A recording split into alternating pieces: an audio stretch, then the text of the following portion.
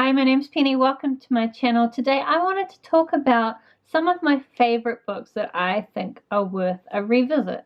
This is actually a top 5 Wednesday prompt from a couple of weeks ago, but this week in the top 5 Wednesday group, which I will leave all the details for down below, this week is like a freebie week where you can pick any past topics, and since I missed this topic at the beginning of the month and I did want to talk about these books, I thought I may as well do it now. So I am still arguing with myself over the order of these books, but we'll see how we go.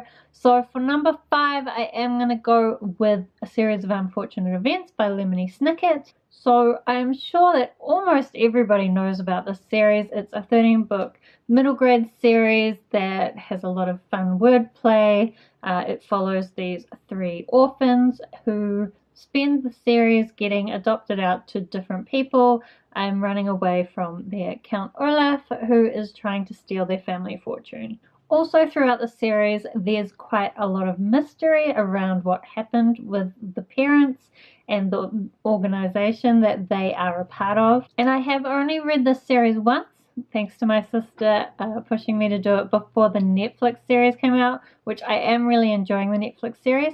But I do think that this is the kind of series that it would be fun to read a second time, because the first time you read it, you don't really know what's going on, and so there's just a lot of confusion and wondering, and I think the experience would be really different a second time because you would know what is going to happen. And so you would catch a lot of those clues a lot earlier, and I think that would be a lot of fun. I also think that these books are fun enough and also quick enough that reading them again wouldn't be too laborious. So then for number 4, I would go with the Mistborn series by Brandon Sanderson. I have only read this series and also Elantris by Brandon Sanderson, but I have loved all of his books. I actually think of the books I've read so far, I think they'd all be worth rereading because, again, it's the same thing as with Lemony Snicket's A Series of Unfortunate Events. Each one of these books, just what happens completely changes your understanding of the world. And so I think reading it again, knowing how the series eventually turns out, would just be a very different reading experience. I do think it is true that these books, then they don't necessarily look too thick here, but these editions, the paper is incredibly thin and also it's squished super tight in this box.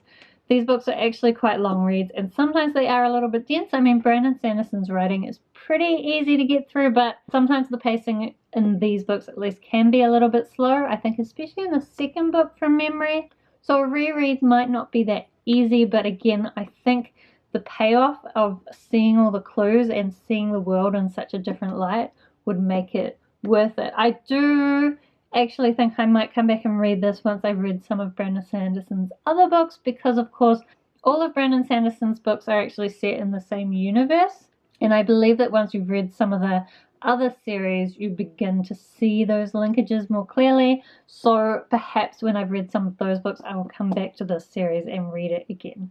Again, this is another really well-known series, but if you don't know what it's about, it basically follows this woman named Vin who starts out as a street urchin but gets involved in this group that's trying to take down this like evil dictator. The people in this rebellious group are what's known as allomancers, which is that they can consume certain metals and through that gain different powers. Each person has a different power, although Vin and also another member of the group are known as Mistborn, which is that they can burn all the metals and access all the powers. As always, Brandon Sanderson has amazing magic systems and just amazing world building. So many twists and turns. If you haven't read the series, I really think you should. And I think I'd be interested to know, would you be willing to reread this in all its thickness if you have already read it? I think I would, but maybe not quite yet. For number 3, I would go with the Kate Daniels series by Alona Andrews. This is going to be a 10-book series with the 10th book coming out very soon. I really need to get my hands on it, although I'm not it's not super urgent because I have been trying to do a reread of this series. I think I'm up to book 4. I think so. I am really enjoying the reread. It's just reminding me why this is my favorite series, or at least one of my favorite series. I love Kate Daniels. She's so badass. Basically, this is set in this world where magic has started to come back, but it comes back in waves, and when magic is working, technology no longer works. And when technology is working, magic no longer works, and it goes back and forth quite unpredictably. Kate Daniels is a mercenary with a secret, and she gets quite involved with the shapeshifter clans and all sorts of other magical groups.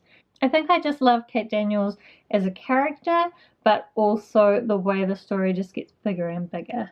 So this is definitely a series worth a revisit, since I am currently revisiting it, and I am enjoying that. So then number 2, I don't have because I borrowed it from the library, but I do think I need to get my own physical copy, and that is The Seven Deaths of Evelyn Hardcastle by Stuart Turton. So this is a book I read a couple of months ago. It follows this guy who basically wakes up with no memory and then has to live each day in a different body while trying to solve the murder of Evelyn Hardcastle. It's a really strange book, but also through him reliving the day, the mystery unfolds, and it's amazing. So I think it's another one of these where just knowing the eventual outcome, reliving the whole story, I think would be a very different experience, and I really want to see all the clues right up front.